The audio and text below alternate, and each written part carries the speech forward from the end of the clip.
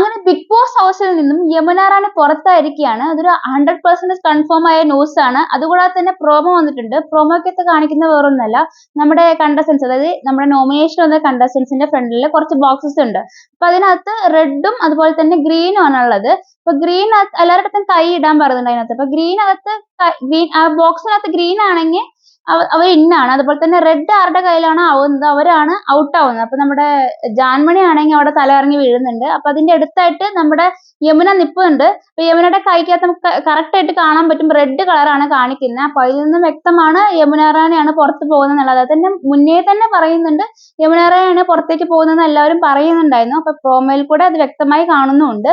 അപ്പൊ ഈ ഒരു വീക്കെൻഡിൽ നമ്മുടെ യമുനയാണ് പുറത്തോട്ട് പോകുന്നത്. അതുകൂടാതെ തന്നെ നമ്മൾ പറഞ്ഞിരുന്നു ജിൻഡോന്റെ അതുപോലെ തന്നെ ഗബ്രിയുടെ കാര്യം. അറിയില്ല അവർ ഔട്ടാണോ അതോ 3 പേരും എവിക്റ്റ് ആയോ അതോ ഇനി യമുന റാണി മാത്രമാണോ എന്നൊന്നും അറിയില്ല.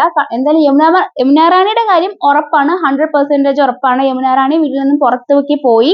ബാക്കി കാര്യങ്ങൾ കൺഫേംഡ് അല്ല എന്തൊക്കെയാണ്. പിന്നെ നമ്മുടെ ഈ വൈൽഡ് കാർഡിന്റെ കാര്യം അതുപോലെ തന്നെ അവർ ഇന്നല്ല നാളെയാണ് കയറുന്നതെന്ന് തോന്നുന്നു. കൂടുതൽ വിവരങ്ങൾ നമുക്ക് എന്തായാലും അടുത്ത വീഡിയോയിൽ ചർച്ച ചെയ്യാം. അപ്പൊ ബൈ.